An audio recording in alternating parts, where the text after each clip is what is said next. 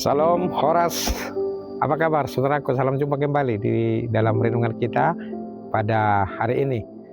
Baik, sebagaimana biasanya, sebelum kita melanjutkan aktivitas kita pada hari ini, marilah kita berikan waktu kita sejenak untuk mendengarkan firman Tuhan, menjadi kekuatan dan juga menjadi inspirasi untuk kita. Baiklah saudaraku, sebelum kita mendengar firman Tuhan, kita berdoa. Kasih karunia dan damai sejahtera dari Allah Bapa dan dari anaknya Tuhan Yesus Kristus menyertai saudara sekalian. Amin. Bapak Ibu, saudaraku yang dikasihi Tuhan Yesus Kristus, firman Tuhan untuk kita pada hari ini dari kitab Nabi Yesaya pasal 7 ayat 11 dikatakan demikian. Mintalah suatu pertanda dari Tuhan Allahmu, biarlah itu sesuatu dari dunia orang mati yang paling bawah atau sesuatu dari tempat tertinggi yang di atas. Nah, ini adalah firman Tuhan kepada Raja Ahaz pada waktu itu melalui Nabi Yesaya, ya, supaya dia benar-benar percaya siapa Tuhan itu, bagaimana kekuasaannya, bagaimana kasihnya, bagaimana penyertaannya. Tetapi di ayat-ayat selanjutnya Ahaz justru tidak mau meminta. Karena apa? Karena dikatakan aku tidak mau mencobai Tuhan. Tetapi meskipun Ahaz tidak mau meminta, tetapi di sini Tuhan selanjutnya mengatakan bahwa dia menjanjikan seorang Immanuel. Immanuel itu Allah beserta kita, Allah bersama dengan kita. Siapakah Immanuel itu? Itu adalah Yesus. Nah, oleh karena itu saudara-saudaraku, di sini yang mau ditegaskan kepada kita adalah Tuhan itu adalah benar-benar Allah yang Maha Kuasa. Tuhan itu adalah benar-benar Allah yang mengasihi, yang memelihara, yang menggembalakan kehidupan kita. Janganlah kita hanya karena kesombongan kita, keangkuhan kita, dan ketinggian hati kita tinggi hati, sehingga kita tidak mau peduli kepada Tuhan. Makanya Tuhan mengatakan melalui Nabi Yesaya, mintalah suatu pertanda dari Tuhan Allahmu, biarlah itu suatu dari dunia orang mati yang paling bawah atau sesuatu dari tempat tertinggi yang di atas. Artinya Tuhan itu bisa menunjukkan, bisa melakukan apa yang diminta oleh Raja Ahaz pada waktu itu. Karena Tuhan itu adalah Maha Kuasa. Tidak ada yang mustahil bagi Tuhan. Semua bisa Tuhan lakukan. Nah, ini menggugah hatinya supaya jangan sekali-kali meninggalkan Tuhan. Nah, begitu juga lah kita. Ya, begitu juga lah perjalanan kehidupan kita. Jangan sekali-kali meninggalkan Tuhan itu. Janganlah kita berpaling dari Dia, karena banyak mujizat-mujizat, tanda yang sudah diberikan Tuhan kepada kita. Marilah kita buka hati kita supaya kita jangan menutup hati, supaya kita jangan menutup pikiran kita.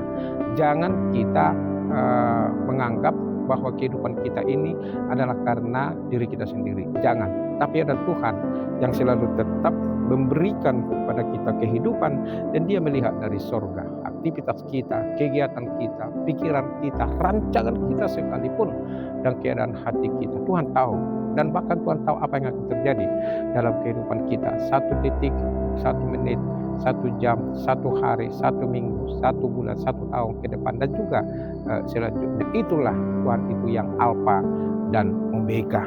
Oleh karena itu, saudara-saudaraku, Tuhan itu firman ini menandaskan kepada kita, Tuhan itu adalah Allah yang Maha Kuasa, ya, yang Maha Kuasa. Dia sudah menantang Raja Ahaz waktu itu, minta sesuatu pertanda. Jadi jangan coba-coba untuk melawan aku. Begitu kira-kira yang mau ditegaskan kepada dia. Kita juga jangan coba-coba untuk melawan Allah. Jangan coba-coba kita menghindar dari Dia. Jangan coba-coba kita mengandalkan pikiran kita. Sekalipun Tuhan memberikan pikiran kepada kita, tetapi marilah kita pakai pikiran kita ini untuk memikirkan hal-hal yang baik, untuk selalu tetap melihat kuasa Tuhan yang penuh dengan kekuatannya menyertai perjalanan kehidupan kita setiap hari. Jadi sekaligus nats ini mengingatkan kita dan juga mengingatkan Raja Ahaz waktu itu supaya hidup di dalam kerendahan hati, tunduk kepada Tuhan, ya, Tuhan yang memberikan kehidupan, yang memberikan berkat yang berlimpah, penyertaannya tidak pernah berhenti sama sekali. Dan disinilah Tuhan itu bahwa Dia telah memberitakan melalui Nabi Yesaya bahwa Dia akan memberikan Immanuel, yaitu Allah di dalam Yesus Kristus. Dia hadir beserta kita, Dia hadir bersama dengan kita. Untuk apa Dia hadir? Yaitu untuk menjaga kita, memelihara kita, mengembalakan kehidupan kita, dan untuk memastikan bahwa saudara, bahwa saya selamat, bahwa saudara, saya dan kita semua memperoleh kehidupan. Itulah Tuhan itu hadir bersama-sama dengan kita. Jadi mari kita bersyukur, saudaraku, ya. Mari kita selalu tetap mengimani firman Tuhan itu. Sekali lagi kita diingatkan, banyak sudah tanda yang diberikan Tuhan kepada kita, banyak mujizat yang sudah kita terima dalam kehidupan kita setiap hari. Apalagi yang kurang, apalagi yang kurang. Jadi jangan bersungut-sungut, ya, jangan mengeluh, jangan khawatir dalam kehidupan, tetapi hidupilah firman Tuhan itu dengan baik, supaya hatimu, pikiranmu, dan juga jiwamu dan kehidupanmu memperoleh kelegaan. Apapun tantangan yang kita hadapi di dunia ini, apapun kesulitanmu, apapun persoalanmu, ada Tuhan Yesus yang bersama dengan kita. Seiring dengan perjalanan waktu, Dia akan selalu tetap bersama dengan kita. Dan kita harus kuat, kita harus teguh. Saya bangga dengan jemaat kita, seorang ibu yang baru kehilangan suami yang dia kasihi. Meskipun dia menangis, tetapi kesaksiannya, Pak Pendeta, saya harus kuat. Doakan saya, meskipun saya menangis karena suamiku sudah di rumah Bapa di surga. Saya harus kuat di dunia ini. Setelah ini berlalu, air mata berlalu, akan ada sukacita mengiringi perjalanan kehidupan kami. Begitu kesaksian dia. Nah, itulah kesaksian dari seorang ibu yang sangat baik, yang tiba-tiba kehilangan suami yang dia kasihi, anak-anaknya juga kehilangan ayah yang mereka banggakan. Tetapi karena iman, mereka menyadari bahwa hidup ini bukanlah milik kita sendiri, tapi adalah milik Tuhan. Meskipun mereka berpisah, tidak lagi bersama dengan ayah yang mereka kasihi, suami yang dia cintai, tetapi Tuhan tidak pernah meninggalkan. Tuhan tidak pernah berpaling dari mereka, tetapi memberikan kekuatan. Itu sangat luar biasa kesaksian iman dari seorang ibu. Demikian juga kesaksian kita. Dia tidak meminta tanda, tetapi dia tunduk kepada Tuhan meskipun di dalam perjalanan kehidupannya, ketika dia hari demi hari harus melewati perjuangan, ya, karena dia harus belajar membiasakan diri hidup sendiri tanpa kehadiran sang suami yang dia kasihi, tetapi ada Tuhan Yesus tidak pernah meninggalkan dia. Nah, demikian juga kita, ya.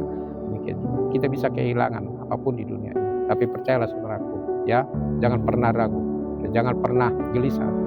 Ada Tuhan Yesus yang selalu tetap bersama dengan kita. Aminkan dulu, amin.